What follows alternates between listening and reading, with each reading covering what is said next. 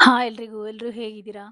ಬನ್ನಿ ಇವತ್ತು ಯಾರೆಲ್ಲ ಮಕ್ಕಳು ಡ್ರೈ ಫ್ರೂಟ್ಸ್ ಮತ್ತೆ ಬಾಳೆಹಣ್ಣು ತಿನ್ನಲ್ಲ ಅಂತ ಮಕ್ಕಳಿಗೆ ಈ ರೀತಿ ಹೆಲ್ದಿಯಾಗಿ, ಟೇಸ್ಟಿಯಾಗಿ ಕುಲ್ಫಿನ ಮಾಡ್ಕೊಡಿ. ಖಂಡಿತ ತಿಂತಾರೆ. ತುಂಬಾನೇ ರುಚಿಯಾಗಿರುತ್ತೆ. ಮಕ್ಕಳಿಂದ ಹಿಡಿದು ದೊಡ್ಡವರೆಗೂ ತುಂಬಾ ಇಷ್ಟಪಟ್ಟು ತಿಂತಾರೆ.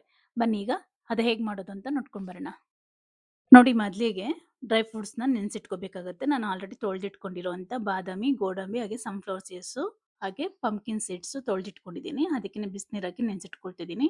ಹಾಗೆ ಅದಕ್ಕೇನೆ ಮಖಾನ ಕೂಡ ಹಾಕ್ಕೊಳ್ತಿದ್ದೀನಿ. ನೀಟಾಗಿ ಇದೆಲ್ಲ ಒಂದು 2 ಅವರ್ ನೆನಿಬೇಕು ಚೆನ್ನಾಗಿ. ಈ ರೀತಿ ನೆನೆಯೋದ್ರಿಂದ ನಮಗೆ ಜೀರ್ಣ ಅನ್ನೋದು ಚೆನ್ನಾಗಾಗುತ್ತೆ. ಮಕ್ಕಳಿಗೆ ಲೂಸ್ ಮೋಷನ್ ಅಂಥದ್ದು ಏನೂ ಆಗೋದಿಲ್ಲ ತಿಂದಾಗ.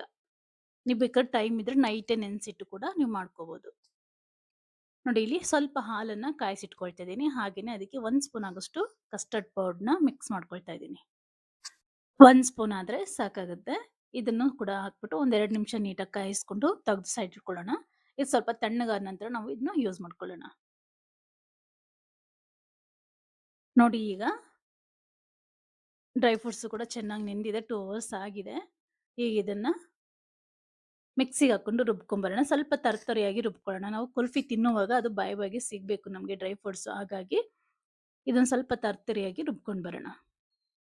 ಆದಷ್ಟು ಗಟ್ಟಿಗೆ ರುಬ್ಕೊಂಬರೋಣ.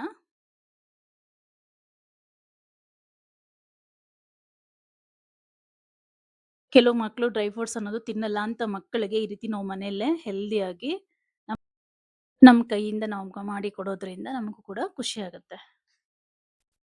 ನೀವು ಕುಲ್ಫಿ ತಿನ್ನುವಾಗ ನಿಮಗೆ ಬಾಯಿಗೆ ಸಿಗಬಾರ್ದು ಡ್ರೈ ಫ್ರೂಟ್ಸ್ ಅಂದ್ರೆ ನೀವು ನುಣ್ಣಕ್ಕೆ ರುಬ್ಕೊಳ್ಳಿ. ಇಲ್ಲ ಅಂದ್ರೆ ಸಿಕ್ಕಿದ್ರೆ ಚೆನ್ನಾಗಿರುತ್ತೆ. ಹಾಗಾಗಿ ತರ್ತರಿ ಈ ರೀತಿ ಗಟ್ಟಿಯಾಗಿ ತರ್ತರಿಯಾಗಿ ರುಬ್ಕೊಂಡ್ರೆ ಚೆನ್ನಾಗಿರುತ್ತೆ. ನೋಡಿ ಈ ಹದಕ್ಕೆ ಇರಬೇಕು. ನಾನಿಲ್ಲಿ ಚೆನ್ನಾಗಿ ಹಣ್ಣಾಗಿರೋ ಅಂತ ಒಂದು 5-6 ಬಾಳೆಹಣ್ಣನ್ನ ತಗೊಂಡಿದ್ದೀನಿ. ಬಾಳೆಹಣ್ಣು ಸಹ ಜಾರ್‌ಗೆ ಹಾಕ್ಕೊಂಡು ಒಂದ್ಸಲ ರುಬ್ಕೊಂಡು ಬಂದ್ಬಿಡೋಣ. ಈ ರೀತಿ ಸಣ್ಣ ಸಣ್ಣ ಪೀಸ್ ಕಟ್ ಮಾಡ್ಕೊಂಡು ನಂತರ ನಾವು ಮಿಕ್ಸಿಗೆ ಹಾಕ್ಕೊಂಡು ನುಣ್ಣಕ್ಕೆ ರುಬ್ಕೊಳ್ಳೋಣ.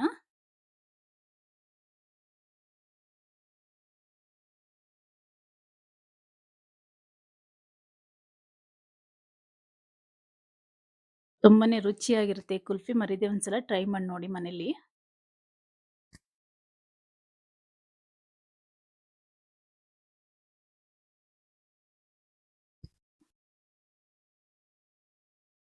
ನೋಡಿ ಈ ರೀತಿ ರುಬ್ಕೊಂಡ್ ಬಂದಿದ್ದೀನಿ. ಈಗ ಇದಕ್ಕೆ ನಾವು ಕಾಯಿಸಿಟ್ಕೊಂಡಿರುವಂತ ಹಾಲು ತಣ್ಣಗಾದ ನಂತರನೇ ಹಾಕ್ಕೋಬೇಕು. ಈಗ ಇದನ್ನು ಹಾಕ್ಕೊಂಡು ಹಾಗೆ ನಾವು ರುಬ್ಬಿಟ್ಕೊಂಡಿದ್ವಲ್ಲ ಡ್ರೈ ಫ್ರೂಟ್ಸು ಅದನ್ನು ಸಹ ಹಾಕೊಂಡು ನೀಟಾಗಿ ಒಂದ್ಸಲ ಮಿಕ್ಸ್ ಮಾಡಿಕೊಂಡು ಹಾಗೆ ಇದಕ್ಕೆ ಒಂದು ಎಷ್ಟು ಬೇಕಾಗುತ್ತೋ ಅಷ್ಟು ಟೇಸ್ಟಿಗೆ ಸಕ್ಕರೆನ ಹಾಕ್ಕೊಂಡು ಒಂದ್ಸಲ ಮಿಕ್ಸ್ ಮಾಡ್ಕೊಂಡು ಬರಬೇಕಾಗುತ್ತೆ. ಶುಗರ್ ಅನ್ನೋದು ನಿಮ್ಮ ಟೇಸ್ಟಿಗೆ ತಕ್ಕಂಗೆ ಮಕ್ಕಳು ಸ್ವಲ್ಪ ಹೆಚ್ಚಿಗೆ ತಿನ್ನೋದಾದ್ರೆ ಸ್ವಲ್ಪ ನೋಡ್ಕೊಂಡು ನೀವು ಹಾಕೋಬಹುದು. ನಾನೀಗ ಸ್ವಲ್ಪ ಕಮ್ಮಿನೇ ಬಳಸ್ಕೊಂಡಿದ್ದೀನಿ. ನೋಡಿ ಈ ರೀತಿ ಎಲ್ಲ ಮಿಕ್ಸ್ ಮಾಡ್ಕೊಂಡು ಒಂದ್ಸಲ ಈ ರೀತಿ ತೆಗೆದಿಟ್ಕೊಳ್ಳೋಣ. ಇದಕ್ಕಿನ್ನ ಸ್ವಲ್ಪ ಏಲಕ್ಕಿ ಪುಡಿನ ಹಾಕ್ಕೊಳ್ತಿದ್ದೀನಿ. ಇದು ಆಪ್ಷನಲ್, ಬೇಕು ಅಂದ್ರೆ ನೀವು ಹಾಕೋಬಹುದು, ಇಲ್ಲಾಂದ್ರೆ ಸ್ಕಿಪ್ ಮಾಡ್ಬೋದು. ಏಲಕ್ಕಿ ಪುಡಿ ಹಾಕೊಂಡು ನೀಟಾಗಿ ಒಂದ್ಸಲ ಮಿಕ್ಸ್ ಮಾಡ್ಕೊಂಡು ನಂತರ ನಾವು ಇದನ್ನ ಮೌಲ್ಡ್ಗೆ ಹಾಕೋಬೇಕಾಗತ್ತೆ.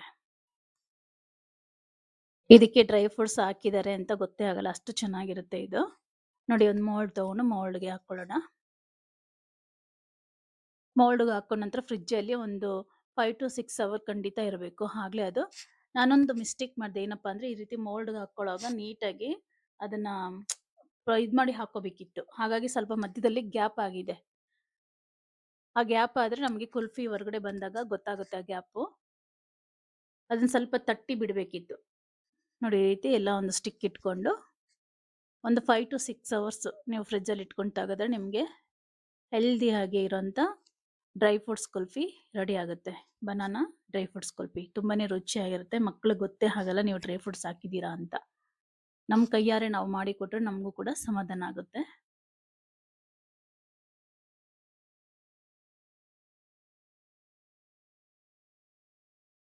ನೋಡಿ ಈಗ ತೆಗ್ದಿದ್ದೀನಿ. 6 ಅವರ್ಸ್ ಆಗಿದೆ.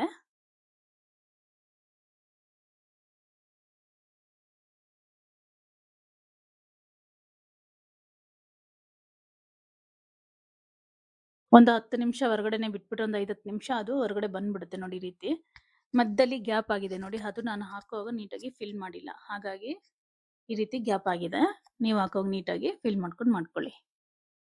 ನಿಮ್ಗೆ ಏನಾದರೂ ಈ ರೆಸಿಪಿ ಇಷ್ಟ ಆಗಿದ್ರೆ ಮರೀದೆ ಒಂದು ಲೈಕ್ ಕೊಡಿ.